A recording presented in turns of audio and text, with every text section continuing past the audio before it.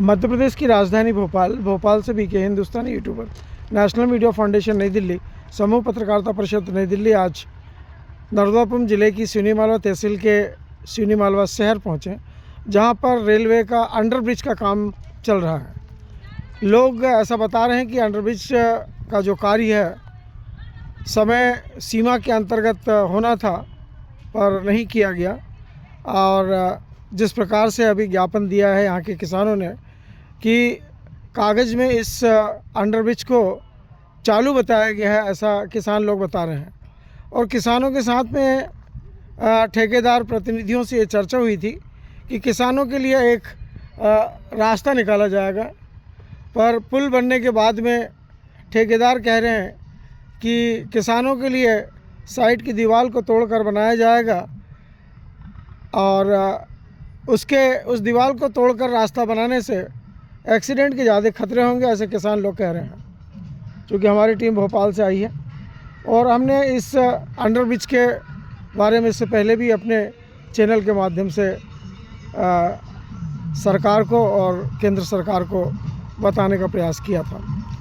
अभी वर्तमान में दर्शन सिंह चौधरी जी जो यहाँ के सांसद हैं, आज उनकी एक विशेष यात्रा यहाँ से निकल के जाने वाली है और उस यात्रा को ध्यान में रखते हुए इस अंडरब्रिज को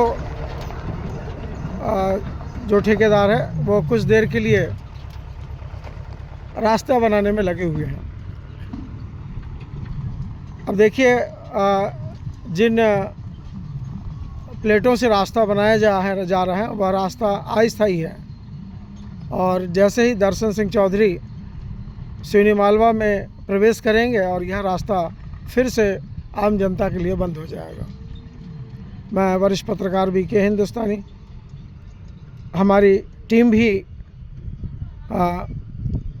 पहुंची थी इस अंडरब्रिज के पास में सिवनी मालवा तरफ से, पर कर्मचारियों ने बताया कि सर यहाँ से आपकी गाड़ियाँ नहीं जा पाएगी। मजबूरन में हम लोग ने अपनी गाड़ियाँ सिवनी मालवा रेलवे ब्रिज के उस पार रख दिया और पैदल डाउन लाइन और अप लाइन को पार करके चतरखेड़ा ग्राम तरफ में आए हैं, जहाँ पर अभी यात्रा पहुँची नहीं है। ऐसा बता रहे हैं कि अभी यात्रा कुछ दूर में है और पहुंचने वाली है। राजनीतिक यह यात्रा पहली बार इस अंडरब्रिज से होते हुए भीलपुरा वार्ड में जाएगी, जहां स्वागत द्वार लग चुके हैं और बच्चियां वहां पर रंगोलियां बना रही हैं और दर्शन सिंह चौधरी जी का इंतज़ार कर रही हैं। लोगों में उत्साह और उमंग है। जयस्तंभ चौक पर स्टेज बनकर तैयार है। केवल जो यात्रा आ रही यात्रा के ही लोगों का इंतज़ार वहाँ के लोग कर रहे हैं। नगर पालिका ने भी अपने उस रूट को पूरी तरह साफ़ सुथरा कर दिया है। जब हम अभी आ रहे थे तो वह रूट भी साफ़ सुथरा किया जा रहा था। इस अंडरब्रिज के चालू हो जाने से ग्रामीण क्षेत्रों से जो लोग बाज़ार करने के लिए आते हैं और जो लोग अपनी फसलों को बेचने के लिए आते हैं और जो अस्पताल के लिए आते हैं, उनके लिए यह रास्ता सुविधाजनक हो जाएगा। पास में ही ओवरब्रिज बन रहा है। उस ओवरब्रिज के बनने से 3 फ़ायदे होंगे। जब शिवपुर तहसील बनेगी तो सिवनी मालवा और शिवपुर तहसील आपस में जुड़ेगी तो निश्चित है भीड़ और बढ़ेगी। उन दोनों तहसील की भीड़ को कम करने के लिए लगातार 2 अंडरब्रिज और 2 ओवरब्रिज बनाए गए हैं। पहला ओवरब्रिज सिवनी मालवा में बनापुरा के पास बनाया गया है और वहाँ पर एक अंडरब्रिज भी बनाया गया है, और एक ओवरब्रिज इस समय पगढाल नाके के पास बन रहा है और इन दोनों के बीच में यह एक अंडरब्रिज बनकर तैयार हो रहा है। इससे पहले यहाँ पर रेलवे का फाटक था जिसे अब बंद कर दिया गया है। हमारी टीम कई बार उस रेलवे फाटक से निकली है, पर चूंकि अंडरब्रिज बनने के कारण उस पॉइंट का होना अति आवश्यक नहीं था, तो उसे हटा दिया गया है। और जहां हम कैमरा दिखा रहे हैं, यहीं से एक पक्का रास्ता उस ओवरब्रिज तक जाने के लिए बनाया गया है।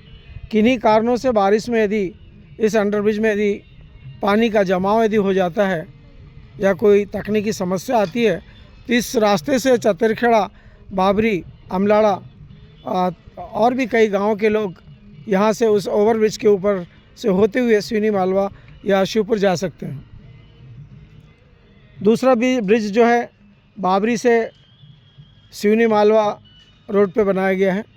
वहाँ पर भी एक अंडरब्रिज बनाया गया है जो आंवली घाट से लेकर बाबरी घाट के पास के जितने भी गांव हैं वो उस अंडरब्रिज का और ओवरब्रिज का सदुपयोग कर सकते हैं।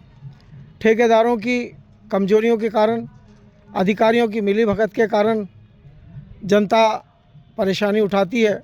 ना तो बाईपास बना के दिया जाता है और ना जनता की बात सुनी जाती है। मजबूर होकर जनता जनप्रतिनिधियों के पास जाती है और जनप्रतिनिधि जब नहीं सुनते तो अधिकारियों के पास जाती। जब अधिकारी नहीं सुनते हैं तो मजबूर हम न्यायालय जाती है। आपको मालूम है कि न्यायालय का फैसला अंतिम होता है और फिर ठेकेदार भी बदल जाता है और काम की गति भी बढ़ जाती है। मैं वरिष्ठ पत्रकार VK हिंदुस्तानी, आज इस अंडरब्रिज की कहानी हम आज राजस्व विभाग से पूरी तरह एक एक गलतियां निकाल के रात 9:10 पर आपको भेजेंगे। और जो हम वर्तमान में स्थिति बता रहे हैं पारदर्शिता के आधार पर, उसे आप आशीर्वाद स्वरूप सब्सक्राइब करेंगे, बेल आइकन को प्रेस करेंगे और हमारी 380 टीम को और 6171 सदस्यों को अपना प्रेम प्रदान करेंगे। जय हिंद, जय भारत।